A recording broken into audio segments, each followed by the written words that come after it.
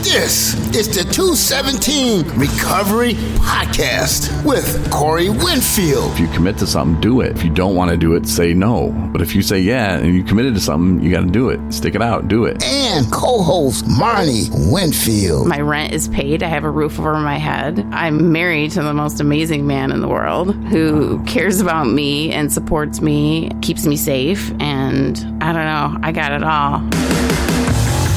It is the 12th of April, 2022. My name's Corey Winfield. My name is Marnie Winfield. And this is the 217 Recovery Podcast. Now, in the open, I think you forgot some stuff. Did I? Mm-hmm. What did I forget? The stuff that when we do the stuff, like babies could be made. Oh my God, really? I didn't hear that in there. Oh, okay. Maybe that's what you meant. That's just implied, I guess. Yes. Okay. Just kidding. Just kidding. But kind of not. I'll try to work on that. Try. Back to the open. I heard you saying yesterday, because you're going back to school. Yeah. For your double, triple masters of awesomeness. I was going to just say awesomeness. I swear I was going to say that.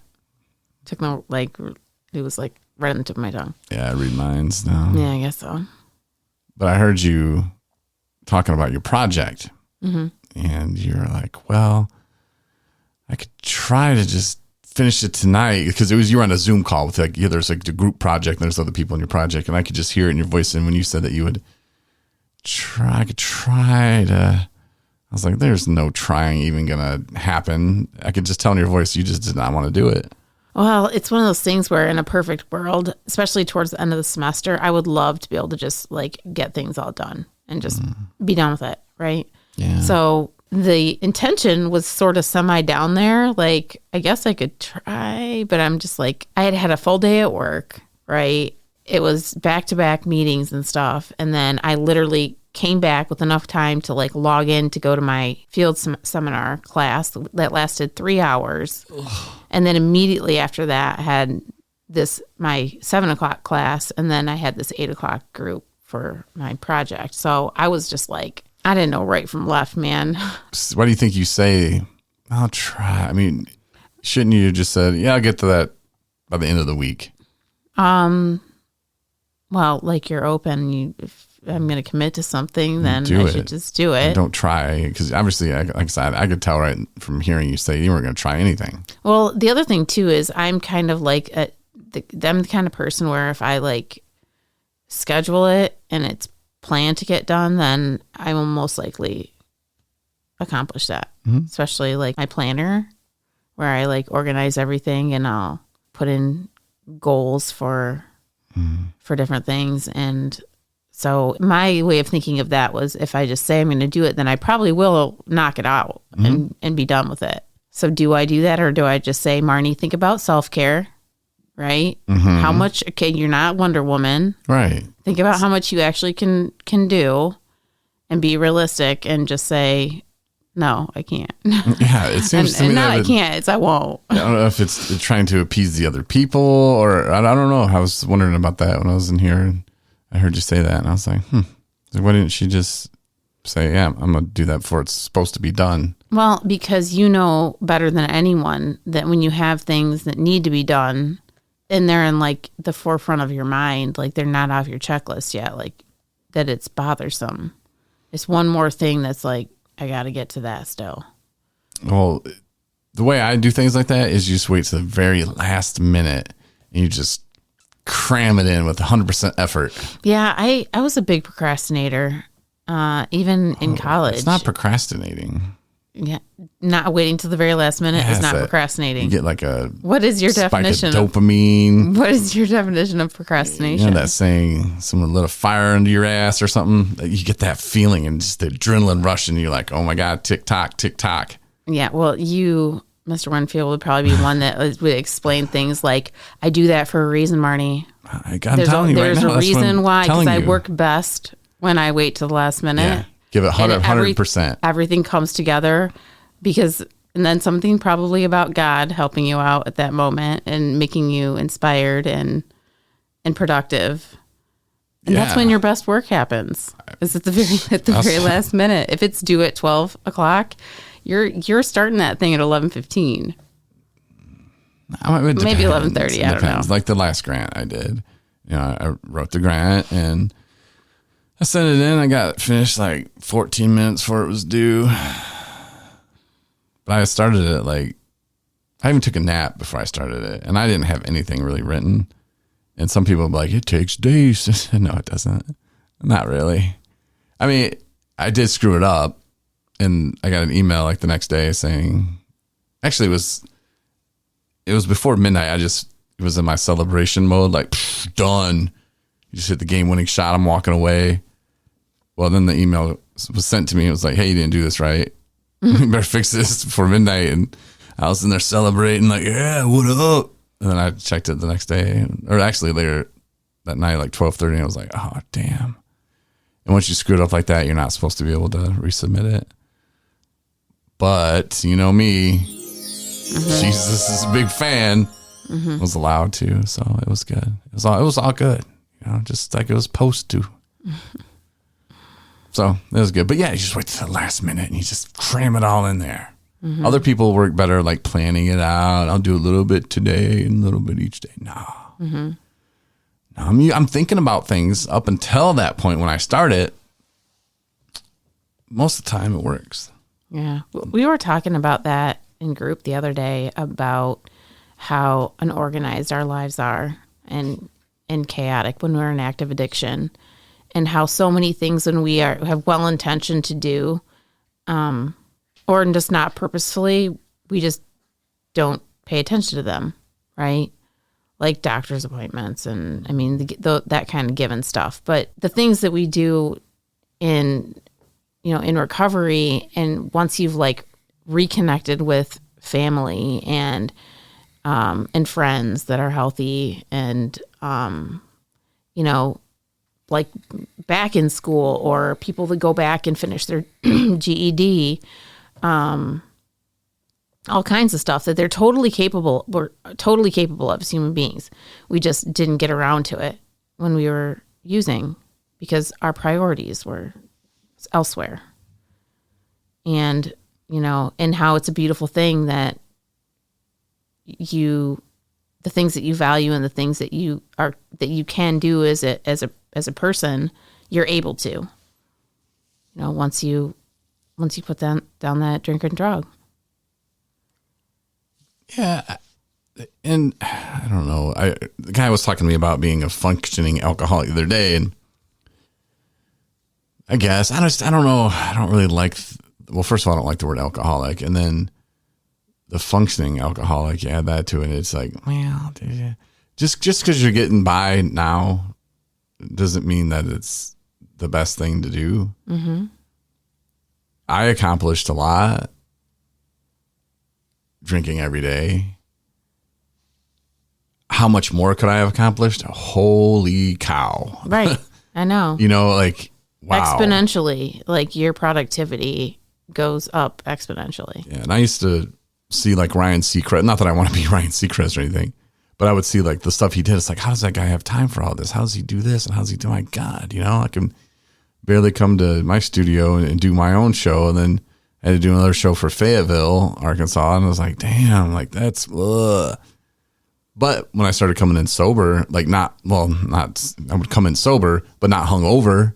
And when I wasn't drinking, oh my God, it was so much easier. My days were so much more productive. I got in there early. I even had time to meditate at my desk. I closed my door in my office and just sit there and meditate for 20 minutes and just feel refreshed. And it was just a whole new scene. It was almost a whole new job almost, and be able to get things done. So when people are like, oh yeah, well he's what they call functioning, and that's okay because he can still go to work and he can, well, no. Yeah. Because there's going to be one day where he doesn't. Right. And by what standards, functioning, what does that mean? That you're getting the bare minimum done to be able to, we're not in the hospital or under a bridge or, all those extremes. And what does your quality of life look like? Okay, so you're paying your bills, but are you spending time with your children? That's quality and healthy. Are you spending time with your wife or husband? That is healthy and good. Are you exercising? Are you going for walks outside? Not to the liquor store. Yeah. You know what I mean? Mm-hmm. Things like that. Are you paying attention to your pet? You know, Just, I don't know. yeah, there's, That all that stuff is like that.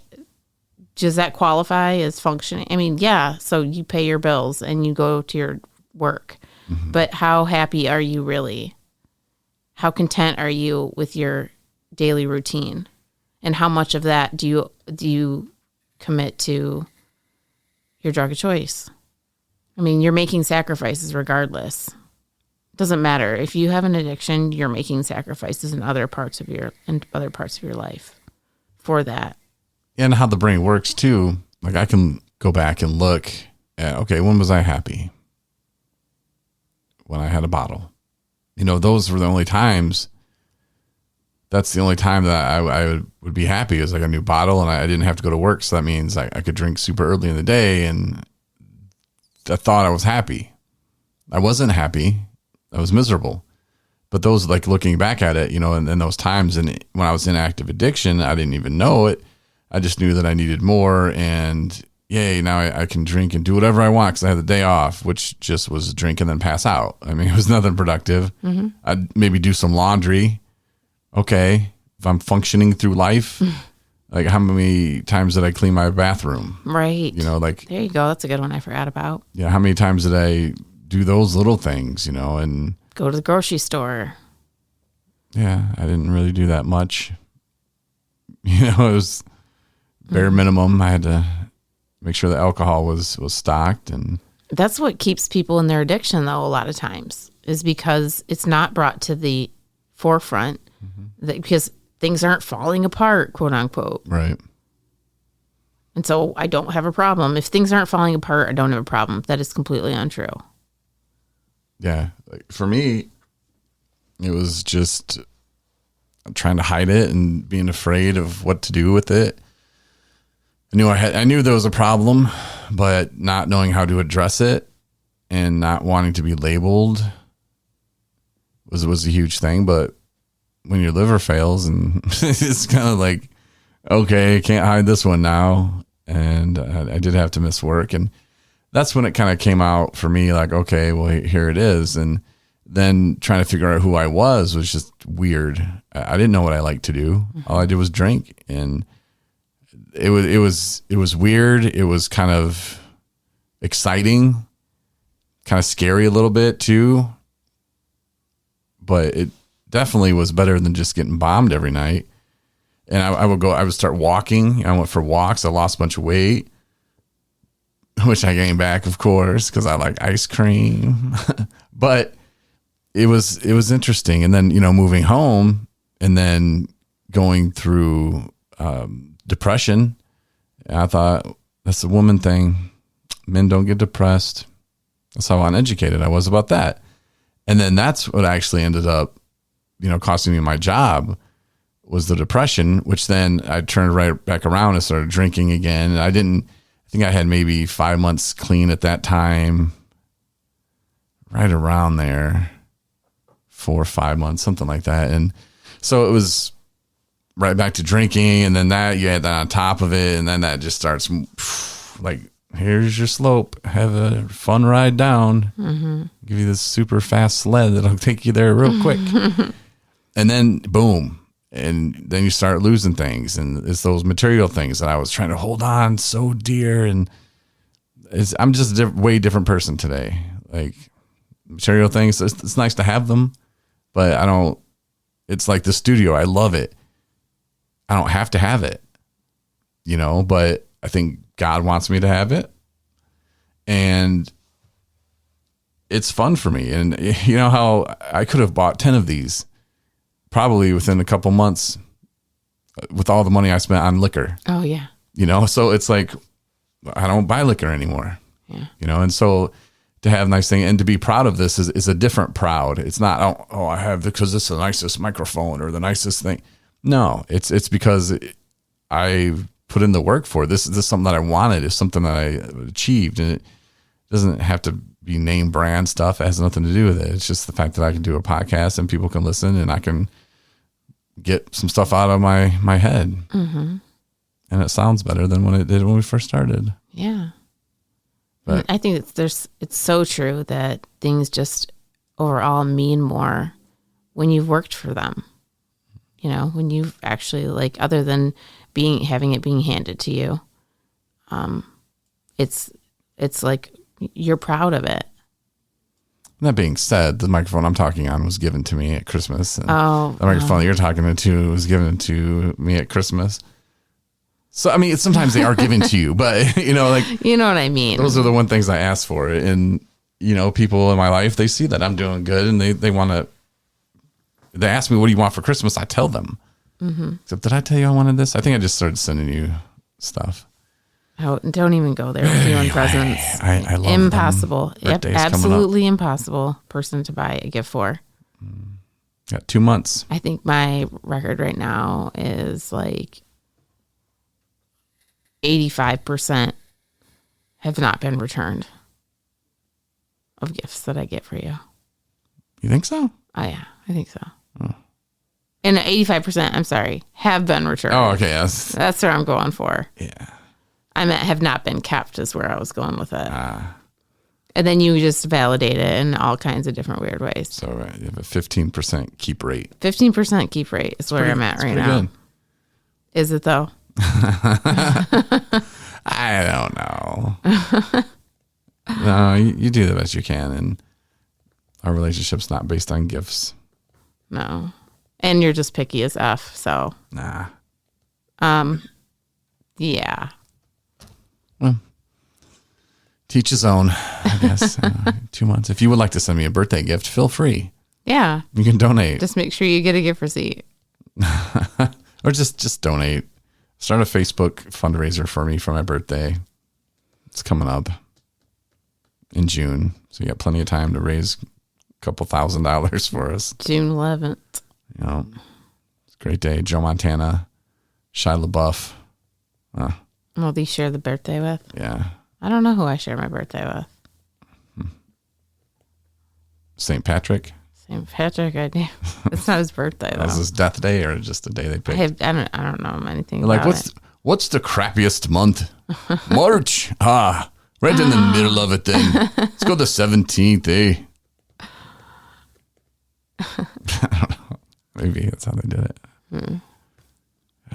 But today was fun. It was sunny out for a minute. It was. Spring's right around the corner. Well, technically it is kind of spring, but I heard that you can smell spring. I had used this to be- conversation with people at work, and they're like, I can smell it outside. I can smell it when I open my windows in the morning. yeah, I guess. Well, I mean, it makes sense, right? Like, because the ground's thawing and, you know, things are starting to grow again and moisture's in the air and Birds chirp. birds chirping. That was it. That was for sure. Like, okay, it's starting. Winter's almost over. That's when I heard that. I said almost because it snowed even after that. Yeah, the last 3 years. 4 Where did the birds years. go when it snowed again? South. They went south. For 2 days. Yeah, it doesn't take very long. Yeah.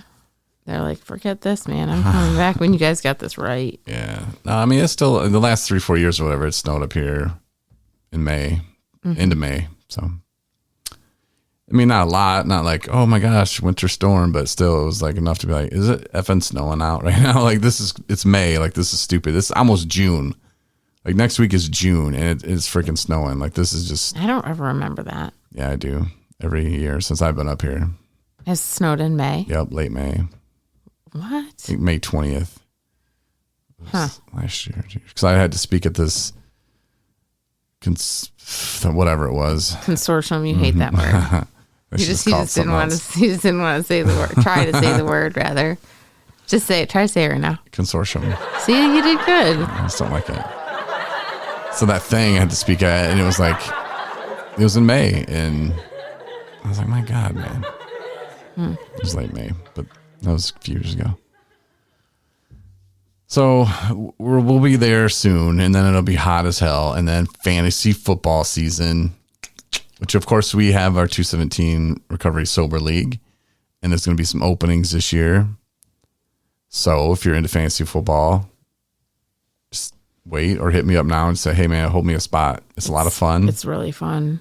Marnie, this would be your third year doing fantasy football. Yeah. You made it to the finals your first year. And then I beat you. Then Justin, first year he ever played, he wins the freaking league. Yeah. So big props to him. And if Tyrone can draft a little better, I mean, it's just fun. It's fun. well, speaking of Tyrone, you can meet Tyrone now. Sort of. It's on our website. He's under our team. I still have a lot to do with the website. I want to update it, but I'm not trying to. I'm just doing a little bit at a time. But his page is up. Need a bio from him. I just talked to him and I need to tell him to write me a bio. Justin Burke, his page is up as well. You know, go to the team. If you go to the website, 217recovery.com, if you got the app, just pull it up and go to connect and then you'll see website. And yeah, check out their pages. Justin wrote a nice little bio on there, and I have to link up his Twitters and stuff and get him and Tyrone both emails. But yeah, the team is coming together. Nice. And then I need your stuff up there. I need a bio from you. Okay. Been waiting a couple years. You can write one for like, me? My husband's awesome. The picture that I have, like if you go to our website and you click on the team actually has a page, and it doesn't really say anything. It just says the team. Then it has our pictures, and I put a picture up there, and I was just going to leave it, but then I decided I'll take off some of it. But it's me and I'm in my boxers. So I thought that'd be funny. But I kind of cut it out so you can't really see that I'm in my boxers, but you'll know because obviously you took the picture. But that's how lazy I am. Photo shoot day, and I'm in my boxers. Oh my gosh! Yeah, it's pretty funny. Any Zoom meeting, I guarantee you, he has no pants. He doesn't have pants on.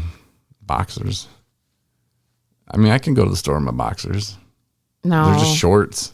No, you can't do that. It's covering up everything. Needs to be covered up. But it's still, that's not appropriate. I don't think I have any doo-doo stains in them. It's not about that. I mean, people go in swim trunks, right? They're swim trunks. That's fine. Those are like shorts. Boxers are not like shorts. They're no. Why? Because they're underwear. What if I just wore? They have swim like a trunks? dropped butt, and they just look like No, I just don't have a butt. both. But what if I just wore swim trunks then? I didn't wear it as my boxers, and they would be considered boxers, and I couldn't wear swim trunks to the store. Swim trunks are made out of like I different love material. it. Boxers are made out of different material. No, boxers are made out of underwear material. Cotton. Yeah. Okay. What if whatever. We'll do boxer talk some other time. Okay. I need somebody on my side on this one. You think that if you walked into a store with boxers on, only that people wouldn't be like, that guy's in his underwear? I don't know what they would think, hon. Want to try it? Yeah. Dare you? Yeah. And to go to the store in your boxers? Yeah. I said. Probably wait till it gets a little warmer because that would look really weird. It says it's 56 degrees out, but that is wrong. But going to the store in 36-degree weather in boxers probably look a little silly. But yeah, when it's hot this summer, I'll just throw on some boxers. Go buy some condoms at the store. Oh my God. I'm going to have to buy something ridiculous. Buy some condoms and some bananas. Like it's party time. Oh my God. And then wear a shirt that says it's party time. Yeah. Yeah, but check out Tyrone, check out Justin, and also under community opportunities, check out that tab. And that'll tell you where we're going to be with our, I'm doing air quotes here, outreach van. Because I labeled Tyrone the community opportunity coordinator. So that's kind of what he does. You know, he's got opportunities for people in the community. And if you want an opportunity, he's got one.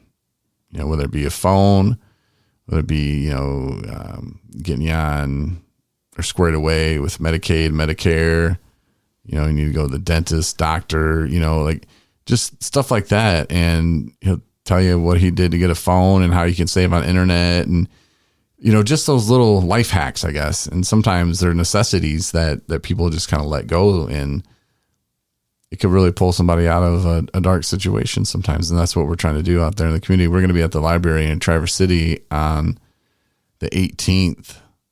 So Monday, we're going to be there from 1 to 3. I bought one of them is a George Foreman grill. It was like $14. And then Best Buy had like this Bella grill on sale for $8.99. Pretty much the same thing, just like a little hamburger grill, but everybody knows you make hot dogs on those. So we'll bring some hot dogs out there. Nice. Come have a hot dog with us at the library. Be chilling. Hopefully it's sunny. That'd be fun. That would be fun. But yeah, it'd be a good time. But yeah, find out where we're going to be, and all summer long. And then on the 25th, we're going to be back at the library. There's going to be a recovery day there where there going to be different organizations talking about what they do and who we are. And if people in the community have questions, we'll definitely answer them. I know I went to the Human Rights Coalition meeting the other day here in Traverse City, because I'm pretty sure I want to be on that board. It's not really a board, but just I want to be on the commission. I want to be a commissioner of it. And they were talking about the event. And I was like, oh, all right, well, I'm going to be there. And I was just sitting in, just kind of watching to see if they bicker back and forth or if some progress was being made. Do I want to be a part of this? But I really think I do. And they mentioned that, and I was just kind of like, yep, I want to be there.